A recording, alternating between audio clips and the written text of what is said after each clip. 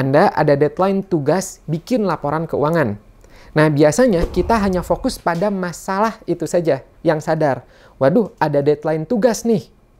Nah, sebenarnya ya, ada pikiran bawah sadar yang mempengaruhi kita. Seperti mood yang tanpa kita sadari. Ada keinginan lain yang sebenarnya kita ingini. Misal, wah sebenarnya ada agenda jalan-jalan nih, jadi nggak mood kerja dan lain-lain.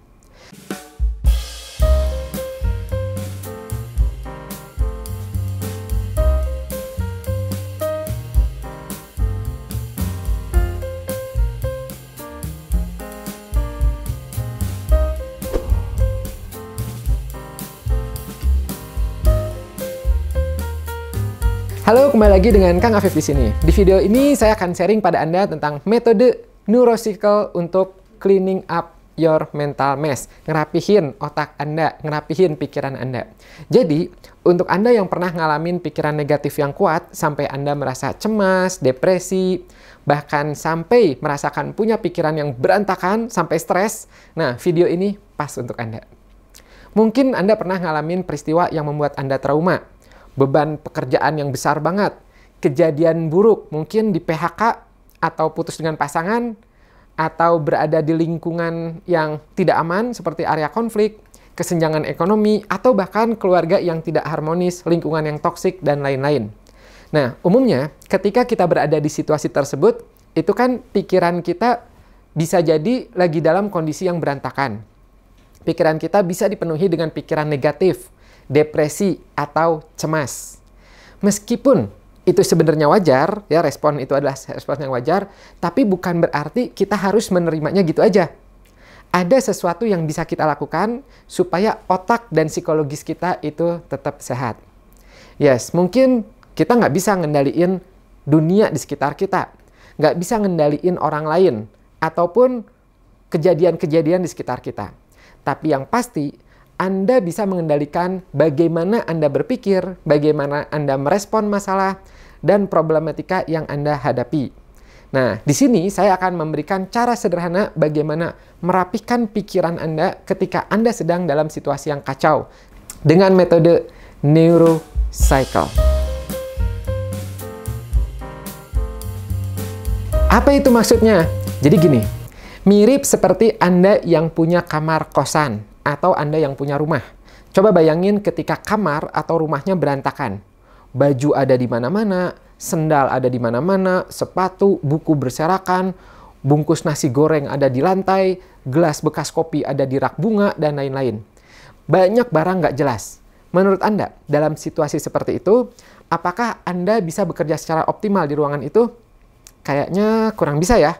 Terlebih ketika pada saat itu misalnya Anda harus mengambil buku tertentu. Wah, Anda harus buka-buka, Anda harus cari ke sana ke sini, ya. Bisa jadi lama, muter-muter dan lain-lain. Sampai akhirnya buku itu nggak ketemu, yang Anda butuhkan itu nggak ketemu. Apa dampaknya? Bisa membuat Anda jadinya cemas, panik, atau stres. Nah, sekarang coba bayangkan kalau kamar kosan atau rumah Anda rapih. Semua tertata dengan baik. Gelas ada di tempatnya, sepatu ada di rak sepatu, buku ada di rak buku, dengan kriterianya masing-masing, baju, kemeja, jas, semua rapi di tempatnya. Bagaimana rasanya? Kayaknya kan rumahnya nyaman, untuk beraktivitas juga nyaman. Begitu juga ketika Anda butuh sesuatu. Misalnya, Anda butuh buku A.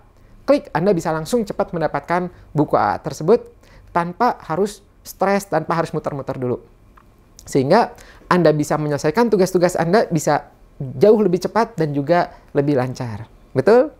Nah, gitu juga sama prinsipnya dengan yang terjadi di otak kita ini.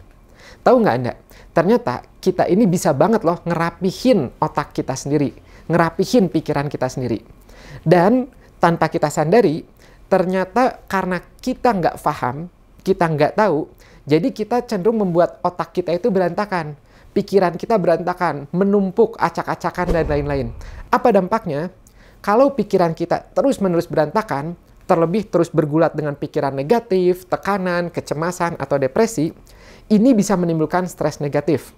Dan ini sangat mempengaruhi biokimia dan fungsi otak kita. Bahkan bisa meningkatkan resiko gangguan neurologis seperti demensia, dan juga bisa menurunkan imun tubuh. Nah, jadinya apa? Jadinya kita rentan terhadap penyakit. Jadi intinya, otak berantakan akan berpengaruh ke pekerjaan atau masalah nggak selesai-selesai, jadinya berdampak ke stres negatif, dan dampaknya ke psikologis maupun fisik. Imun turun, rentan sakit, demensia, dan lain-lain. Nah, jadi mau tidak mau, mulai dari sekarang Anda wajib mulai merapihkan otak Anda.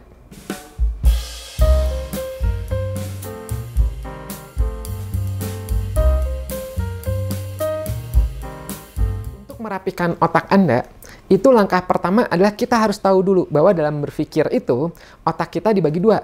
Ada pikiran sadar, ada pikiran bawah sadar. Nah, seringkali kita itu hanya fokus pada pikiran sadar saja. Contoh, misalnya, Anda ada deadline tugas bikin laporan keuangan. Nah, biasanya kita hanya fokus pada masalah itu saja yang sadar. Waduh, ada deadline tugas nih. Nah, sebenarnya ya ada pikiran bawah sadar yang mempengaruhi kita. Seperti mood yang tanpa kita sadari. Ada keinginan lain yang sebenarnya kita ingini. Misal, wah sebenarnya ada agenda jalan-jalan nih, jadi nggak mood kerja dan lain-lain. Nah, jadi untuk mengubah atau merapikan otak, kita perlu menghubungkan antara pikiran sadar dan pikiran bawah sadar, sehingga pikiran negatif yang ada di dalamnya itu terangkat ke pikiran sadar. Jadi kita sadarin dulu. Setelah terangkat ke pikiran sadar, baru kita bisa mulai merubahnya. Nah, untuk membantu mengubah pikiran negatif ini, kita bisa mempraktekkan manajemen pikiran neurocycle berdasarkan penelitian 30 tahun pada ilmu pikiran yang sudah teruji dalam uji klinis. Jadi di pengujian tersebut, ada sekelompok orang ya yang melakukan percobaan untuk menggunakan metode neurocycle ini untuk mengelola pikiran negatif mereka selama bertahun-tahun. Jadi ini penelitiannya longitudinal. Nah, di akhir percobaan itu ternyata hasilnya adalah kelompok tersebut itu merasakan lebih sedikit pikiran negatif dan tingkat stresnya pun itu menjadi rendah. Jadi secara keseluruhan, depresi dan kecemasan dalam kelompok itu berkurang sekitar 80%. Ini wow banget, ini banyak banget. Ya, dan ini kepake banget nih untuk Anda yang suka, aduh kenapa saya tuh kok kayaknya stres terus ya gitu. Nah, ini berarti bisa nih Anda aplikasikan. Ya. Dan apa dampaknya? Dampak positifnya adalah mereka jadi lebih bersemangat dalam hidup. Lebih menunjukkan kemandirian, serta dorongan untuk ngebantu orang-orang memperbaiki kesehatan mental dan fisik mereka. Jadi, productivity-nya bukan hanya untuk dirinya sendiri, tapi juga secara sosial, ya gitu. Jadi pengen, ayo kamu juga bisa, gitu. Nah, seperti itu. Ya. Nah, muncul pertanyaan, gimana sih cara neurocycle ini mengubah pikiran negatif? Nah, ini dia. Jadi, kuncinya, Anda ingat-ingat ya, prinsipnya itu ada 3, yaitu adalah menerima, memproses, dan berpikir ulang. Tuh, neurocycle, di otak semuanya. Ya. Menerima, memproses, dan berpikir ulang. Dengan melakukan ini, harapannya otak Anda nantinya akan lebih rapih, psikologis Anda akan lebih sehat, fisik juga akan lebih sehat. Dan Anda bisa menjalani hari-hari Anda lebih baik lagi. Menerima, memproses, dan berpikir ulang. Jadi maksudnya gini, kita ambil contoh simulasi ya supaya lebih kebayang. Coba Anda bayangkan satu pikiran negatif yang sering terjadi pada Anda. Misal, Anda lagi di bawah tekanan, atau lagi stres karena kehilangan dompet, atau baru diputusin pasangan, atau seperti stres di kampus, banyak tugas, atau di tempat kerja, atau Anda punya pikiran negatif selalu merasa kesel sama salah seorang teman Anda, atau pikiran negatif lainnya yang terus-menerus berulang di kepala Anda. Nah, yang harus Anda lakukan pertama yaitu adalah menerima. Ini yang pertama. Ya, menerima ini maksudnya itu adalah memperoleh kesadaran dan penerimaan terhadap pikiran dan emosi negatif kita. Kita terima apa adanya. Kita bisa mengumpulkan informasi dengan menilai apa yang kita rasakan. Dan Anda catat tanda-tandanya atau sinyal-sinyal bahayanya. Seperti, wah ternyata ketika saya lagi kesel kayak gini, saya di bawah tekanan, ternyata jantung saya berdetak lebih cepat. Saya jadi gemeteran, deg-degan, keringetan, dan lain-lain. Apapun tanda-tandanya, coba Anda sadari. Ini langkah pertama. Ya, jadi bukan fokus pada masalah utamanya saja, tapi juga fokus pada faktor pengikutnya. Dan itu Anda sadari. Contoh lagi, misalnya, wah ternyata dampaknya saya jadi merasa sangat kewalahan ya. Atau mungkin saya kok jadi nggak mood ya, nggak termotivasi, kayaknya tuh badan lelah banget sepanjang hari. Nah, itu Anda catat. Itu adalah sinyal peringatan emosional dan fisik ya dari tubuh kita tuh sebenarnya lagi ngasih tahu tuh ya, tubuh kita tuh mencoba memberitahu kita, hey Kang Afif misalnya, ada sesuatu loh gitu. Bukan sekedar tugas yang menjadi masalah, tapi ada sesuatu loh di dalam tubuh kamu ya yang mulai berantakan nih. Ayo siap-siap, stay cool, kalem dan seterusnya. Nah, ini penting banget. Terima dan sadari apapun situasi Anda saat ini. Ya, jadi luangkan waktu ya sekarang juga ya gitu untuk mendengarkan diri sendiri.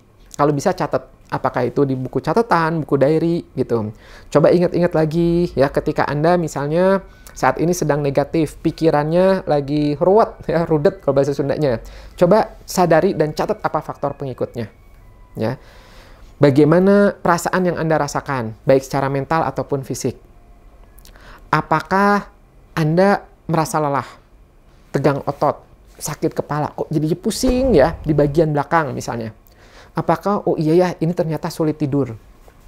Atau apakah Anda kok jadi nggak bisa konsentrasi ya, gitu. Atau apakah Anda merasa semakin frustasi, mudah tersinggung dengan orang lain, kok iya juga ya, ternyata kayaknya saya jadi sensi deh, lebih sensi gitu. Atau misalnya, wah saya kok jadi merasa cemas terus ya, atau murung, atau lesu. Nah, cukup lakukan ya selama beberapa menit untuk mengumpulkan data-data itu secara sadar. Anda catat.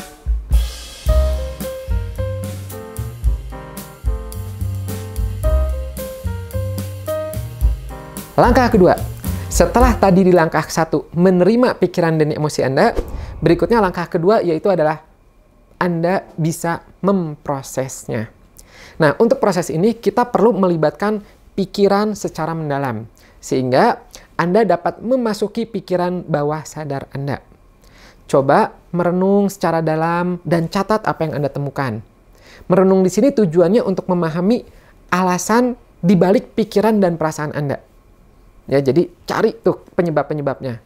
Contoh, misalnya tadi Anda punya pikiran negatif berulang di kepala. Misalnya, aduh ini beban kerjaan tinggi banget nih. Atau selalu merasa kesal sama teman Anda, ya sama si dia misalnya. Nah, untuk merenungkannya, Anda bisa tanyakan pada diri Anda sendiri. Seperti ini. Wait, sebentar. Coba cek lagi. Kenapa ya saya mesti kesal sama dia? Atau kenapa ya saya jadi merasa terbebani ya? Kenapa saya jadi selalu merasa lelah dan energinya kayak terkuras terus ya? Oke, berarti apa yang sekarang bisa saya lakukan secara berbeda untuk merasa lebih baik? Kalau saya istirahat atau menyendiri dulu, apa nih yang kemungkinan akan terjadi? Apa dampak positif yang bisa saya dapatkan dengan saya beristirahat dulu sebentar?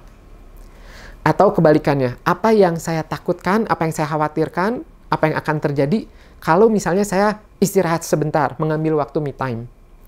Atau jangan-jangan yang membuat saya stres ini ternyata ada harapan yang berlebihan, yang nggak realistis. Dan coba siapa tahu ada harapan yang bisa saya kurangi atau harapan yang bisa saya lepaskan, saya buang. Apakah jangan-jangan selama ini saya berbuat baik, selalu ingin nolong orang, tapi sebenarnya orang itu nggak ditolong pun nggak apa-apa. Jadi malah saya yang ngerasa bersalah terus karena nggak ngelayanin orang lain terus-terusan. Jadinya habis waktu, habis pikiran saya untuk mikirin orang lain. Padahal mah nggak dibantu atau nggak dipikirin juga nggak apa-apa. Nah, pikir lagi. Mulai sekarang bagaimana saya bisa menjadikan kesehatan mental saya itu sebagai prioritas buat saya. Apa yang perlu saya lakukan? Apa yang tidak perlu saya lakukan atau yang saya kurangi?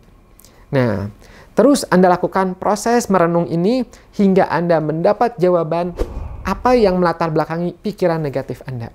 Ingat ya, ini penting untuk Anda cari tahu.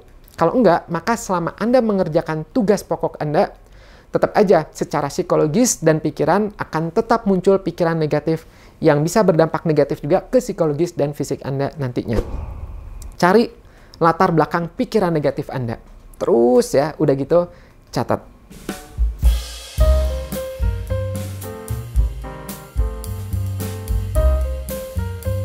Setelah itu berikutnya adalah masuk ke langkah ketiga, yaitu berpikir ulang. Di sini, coba Anda tulis jawaban refleksi Anda dari langkah kedua tadi, ya, atau pertanyaan-pertanyaan tadi. Nah, jawaban refleksi inilah yang nantinya akan membantu Anda untuk memanage, merapihkan pikiran Anda dan bisa mendapatkan kejelasan. Jadi di langkah ketiga ini, kita coba nginget kembali apa yang baru saja Anda renungkan. Sambil mengingat, sambil secara aktif Anda tulis, dan coba ajukan pertanyaan ke diri sendiri. Seperti, oke, dengan hasil renungan itu, berarti perilaku dan pikiran apa ya yang perlu saya ubah dalam hidup saya? Atau pola atau kebiasaan toksik negatif apa yang perlu saya perhatikan atau antisipasi? Atau asumsi apa yang Anda buat dalam pemikiran Anda? Ya, buat daftar apa yang harus dilakukan, misal menyusun agenda, deadline, dan lain-lain. Anda juga bisa mencoba untuk melihat peluang. Ada nggak tugas yang bisa Anda delegasikan kepada orang lain atau minta tolong? Ke siapa? Ya, yang bisa membantu meringankan tugas-tugas Anda. Misal, oh ternyata hasil dari renungan ini kenapa jadinya bad mood, negatif? Ternyata karena laptop yang saya pakai suka lemot. Oke, berarti apa nih solusinya? Ada nggak yang bisa bantuin Anda? Apakah ada yang bisa servis laptopnya, atau bisa minjemin laptopnya, atau mungkin, oh oke, jalan keluarnya, saya ke warnet dulu deh, ya, sampai masalahnya beres, gitu. Jadi, clear masalahnya. Atau, kita bisa juga membayangkan menggunakan image orang lain.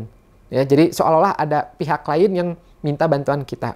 Jadi, misal ketika ada orang lain yang datang kepada Anda dengan masalah seperti itu, kebayangnya nasihat apa yang akan Anda sampaikan ke dia.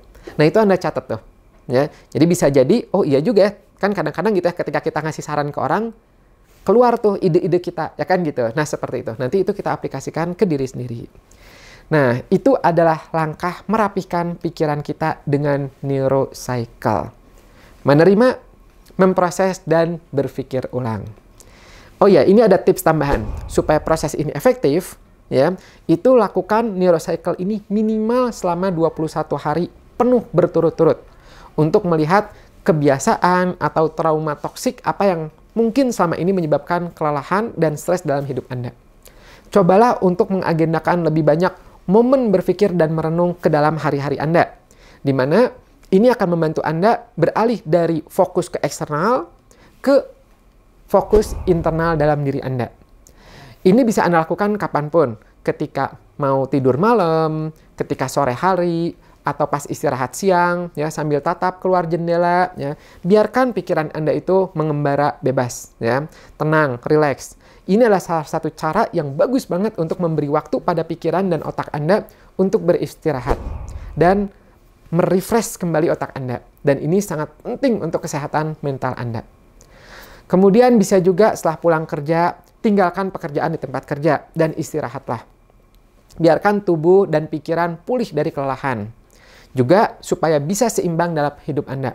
Ada kerja, ada santai, istirahat, refreshing. Jangan lupa juga coba untuk membangun lebih banyak kesenangan dalam rutinitas Anda.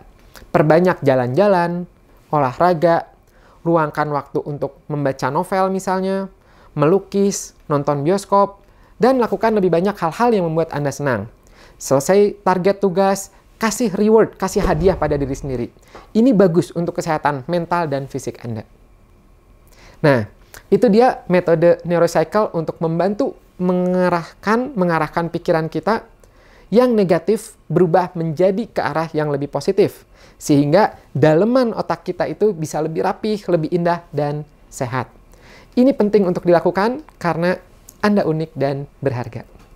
Nah, jika video ini bermanfaat untuk Anda bisa klik tombol like-nya. Juga untuk Anda yang belum subscribe, klik tombol subscribe-nya dan pencet loncengnya agar Anda tidak ketinggalan video bermanfaat lainnya di channel Kang Afif ini, yang bisa membuat Anda berkembang dan sehat secara psikologisnya. Oh ya, saya juga sudah menyiapkan beberapa video bermanfaat lainnya untuk Anda. Jangan lupa simak ya. Bye-bye.